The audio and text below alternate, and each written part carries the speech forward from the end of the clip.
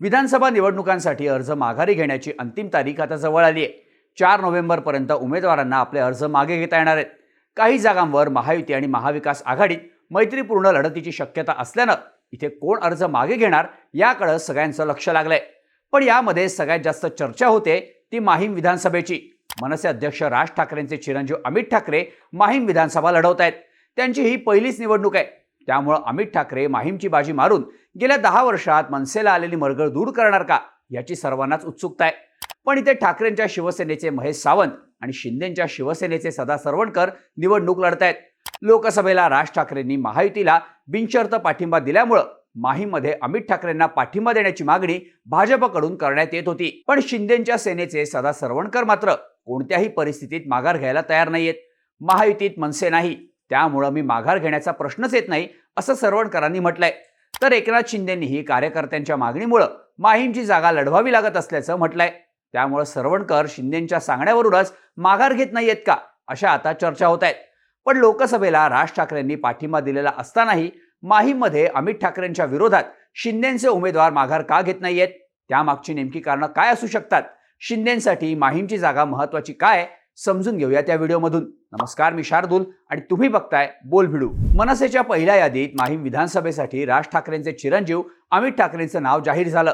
आता 2019ला वरळीत आदित्य ठाकरेंच्या विरोधात राज ठाकरेंनी उमेदवार दिला नव्हता, त्यामुळे आता माहीममध्ये उद्धव ठाकरे उपकारांची परतफेड करतील का अशी चर्चा होती। पण ठाकरेंच्या पहिल्याच यादीत माहीममधून महेश सावंत यांना उमेदवारी देण्यात आली। तसंच एकनाथ शिंदेंच्याही पहिल्या यादीत माहीमचे विद्यमान आमदार सदा सरवणकर यांना उमेदवारी देण्यात आली। पण राज ठाकरेंनी लोकसभेत महायुतीला पाठिंबा दिल्यानं अमित ठाकरेंच्या विरोधात उमेदवार देऊ नये अशी भूमिका भाजपची होती। पण सदा सरवणकर मात्र निवडणूक लढण्यावर ठाम राहिले। तर एकनाथ शिंदेंनी अर्ज मागे घेण्यासाठी सरवणकरांना सूचना केल्याच्या बातम्या आल्या होत्या। पण आता स्वतः शिंदेंनी याबाबत भूमिका स्पष्ट केली आहे। राज ठाकरे लोकसभा निवडणुकीत आमच्या सोबत होते, त्यांनी लोकसभा निवडणुकीला आम्हाला बिनशर्त पाठिंबा दिला होता। मी त्यांच्याशी तेव्हा चर्चा केली होती, तेव्हा ते म्हणाले शिवसेना, राष्ट्रवादी काँग्रेस, भाजप तुम्ही लढा, मग आपण बोलूयात। पण त्यांनी त्यांचे उमेदवार विधानसभेला उभे केले। माहीममध्ये आमचे आमदार आहेत, ते आमचे जुने कार्यकर्ते आहेत, त्यांच्याशी मी चर्चा केली। पण माहीममधील कार्यकर्ते मोठ्या प्रमाणावर आक्रमक आहेत, त्यांना निवडणूक लढायची आहे। कार्यकर्त्यांकडे देखील आम्हाला लक्ष द्यावं लागेल। कार्यकर्त्यांचं मनोबल खचू नये हे पक्षाच्या नेत्यांचं काम आहे असं शिंदेंनी म्हटलंय। त्यामुळे माहीममधून सरवणकर शिंदेंच्याच सांगण्यावरून माघार घेत नसल्याची आता चर्चा होते। आता माहीमच्या जागेसाठी शिंदे आग्रही असण्याचं पहिलं कारण सांगितलं जातं ते म्हणजे शिवसेनेचा बालेकिल्ला न सोडणं। माहीम विधानसभा मतदारसंघ मुंबईतला महत्त्वाचा मतदारसंघ म्हणून ओळखला जातो। मुख्य म्हणजे याच मतदारसंघात शिवसेनेची कर्मभूमी असलेलं शिवसेना भवन येतं। तसंच बाळासाहेबांनी ज्या शिवाजी पार्कातल्या सभांमधून शिवसेना महाराष्ट्राच्या कानाकोपऱ्यात पोहोचवली ते शिवाजी पार्क मैदानही याच माहीम मतदारसंघात येतं। त्यामुळे माहीम हा पूर्वीपासूनच शिवसेनेचा बालेकिल्ला राहिलाय। पक्षात पडलेल्या फुटीनंतर माहीमचे आमदार सदा सरवणकर शिंदेंच्या सोबत गेले असले तरी इथले कार्यकर्ते मात्र आजही ठाकरेंच्या सोबत असल्याचं सांगितलं जातं। त्यामुळे माहीम विधानसभा आपल्या ताब्यात घेण्यासाठी ठाकरेंचे कार्यकर्ते पूर्ण ताकद लावणार हे निश्चित आहे। आता शिवसेनेच्या या बालेकिल्ल्यात एकनाथ शिंदेंचे सदा सरवणकर गेले 2 टर्म आमदार आहेत। इथे त्यांची स्वतःची अशी वैयक्तिक ताकद आहे।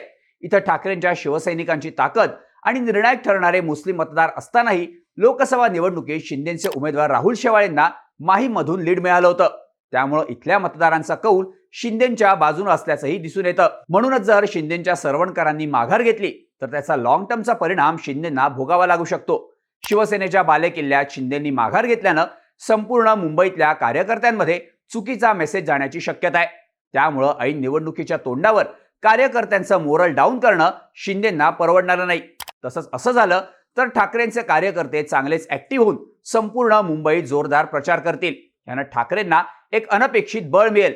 त्यामुळे शिवसेनेच्या बालेकिल्ल्यातनं माघार घेणं म्हणजे शिवसेनेचं जन्मस्थान असलेल्या मुंबईत बॅकफुटला जाणं याची शिंदेंना जाणीव असल्यानं माहीममधून शिंदे माघार घेत नसल्याचं बोललं जातं। शिंदे माहीमबाबत आग्रही असल्याचं दुसरं कारण सांगितलं जातं ते म्हणजे वरळी विधानसभा। वरळी आणि माहीम हे दोन्ही विधानसभा मतदारसंघ एकमेकांच्या शेजारी आहेत। आता या दोन्ही मतदारसंघांवर शिवसेनेची कायमच पकड राहिली आहे। 2019ला वरळी विधानसभेतून आदित्य ठाकरे पहिल्यांदा शिवसेनेच्या तिकिटावर निवडून आले। त्यांना पहिल्याच टर्ममध्ये मंत्रिपद मिळालं। त्यामुळे आदित्य ठाकरेंची ताकद वाढल्याचं दिसून येतं। शिवसेनेत फूट पडल्यानंतर शिंदेंची सेना आणि भाजपवर आदित्य ठाकरेंनी परखडपणे टीका केली। त्यामुळे आदित्य ठाकरेंना धडा शिकवण्यासाठी शिंदे आणि भाजप प्रयत्न करत असल्याचं बोललं जातं। आता वरळी हा शिवसेनेसाठी सेफ मतदारसंघ असल्यामुळे 2019ला इथून आदित्य ठाकरेंना उमेदवारी देण्यात आली, पण गेल्या 5 वर्षात मतदारसंघात त्यांच्याबद्दल नाराजी असल्याचं बोललं जातं। यंदाच्या लोकसभेला ठाकरेंचे उमेदवार अरविंद सावंत यांना वरळीतून फक्त 6000 मतांचंच लीड मिळालं। वरळीत मराठी मतदारांसोबतच इथे गुजराती मतदारांची संख्याही मोठी आहे। त्यामुळे इथून मिलिंद देवरांना शिंदेंनी मैदानात उतरवलंय। त्यातच मनसेचे संदीप देशपांडे इथे रिंगणात असल्यानं ही निवडणूक आदित्य ठाकरेंसाठी टफ मानली जाते। त्यामुळेच वरळीत आदित्य ठाकरेंच्या विरोधात प्रचार करण्यासाठी इथे कार्यकर्त्यांची मोठी फळी ऍक्टिव्ह ठेवणं शिंदेंसाठी गरजेचं आहे। पण इथले बहुतांश शिवसैनिक ठाकरेंसोबत असल्यानं शेजारी असलेल्या माहीममधल्या कार्यकर्त्यांची देवरांना मदत होऊ शकते। त्यामुळे माहीममध्ये कार्यकर्त्यांची फळी ऍक्टिव्ह ठेवून वरळीत आदित्य ठाकरेंच्या विरोधात त्याचा फायदा करून घेण्यासाठी शिंदे माहीममधून उमेदवारी मागे घेण्यासाठी तयार नसल्याचं सांगितलं जात आहे। शिंदे माहीमच्या जागेवरून माघार घेत नाहीत याचं तिसरं कारण म्हणजे विजयाचं गणित। माहीम विधानसभा मतदारसंघात उद्धव ठाकरेंचे उमेदवार महेश सावंत, राज ठाकरेंचे पुत्र अमित ठाकरे आणि एकनाथ शिंदेचे उमेदवार सदा सरवणकर असा तिरंगी सामना होणार आहे। आता माहीम विधानसभेचा विचार केला तर इथे 2009ला मनसेचे नितीन सरदेसाई आमदार झालेत। राज ठाकरेंचं निवासस्थान याच मतदारसंघात येत असल्यामुळे इथं मनसेचं केडरही मोठं आहे। 2014 आणि 2019च्या निवडणुकीत इथे मनसे विरुद्ध शिवसेना अशा झालेल्या सामन्यात इथे मनसेचे उमेदवार दुसऱ्या क्रमांकावर राहिलेत। दोन्ही वेळी मनसेच्या उमेदवारांनी इथे 40,000पेक्षा जास्त मतं घेतली आहेत। आता अमित ठाकरे मैदानात असतील तर हा मतांचा आकडा वाढण्याचीही शक्यता वर्तवली जाते। त्यामुळे मनसे विरुद्ध ठाकरेंची शिवसेना अशी दुहेरी लढत झाली तर शिवसेनेची हक्काची मतं महेश सावंत यांच्या पारड्यात जाऊ शकतात। सरवणकरांनी माघार घेतली तर त्याचा फायदा मलाच होईल असं ठाकरेंचे उमेदवार सावंत यांनी म्हटलं होतं। तसंच देवेंद्र फडणवीसांनीही याबद्दल बोलताना अमित ठाकरेंना पाठिंबा द्यावा अशी आमची आणि शिंदेंची इच्छा होती, पण त्यांच्या पक्षाच्या नेत्यांचं म्हणणं वेगळं आहे। आम्ही जर उमेदवार उभा केला नाही तर ही मतं ठाकरे गटाला जातील असं त्यांचं म्हणणं असल्याचं फडणवीसांनी सांगितलं। त्यामुळे माघार घेतली तर त्याचा फायदा ठाकरेंना होऊन त्यांच्या विजयाचं गणित सोपं होऊ नये म्हणून शिंदे माहीममधून माघार घेत नसल्याचं बोललं जात आहे। आता शिंदेंचे उमेदवार सदा सरवणकर निवडणूक लढण्यावर ठाम असल्यानं ते माहीममधून आपला उमेदवारी अर्ज मागे घेतील याची शक्यता आता कमी आहे। त्यामुळे आता माहीम विधानसभेची निवडणूक तिरंगी होणार असं म्हटलं जात आहे। पण राज ठाकरेंचे चिरंजीव पहिल्यांदाच निवडणूक लढवत असताना त्यांना महायुतीतून पाठिंबा मिळत नसल्याच्या आता चर्चा होत आहेत। तुम्हाला काय वाटतं? एकनाथ शिंदेचे उमेदवार माहीममधून माघार का घेत नाहीयेत याबद्दलच्या तुमच्या प्रतिक्रिया आम्हाला कमेंट करून नक्की सांगा आणि अशाच माहितीपूर्ण व्हिडिओजसाठी बोल भिडूच्या YouTube चॅनलला सबस्क्राईब करायला विसरू नका।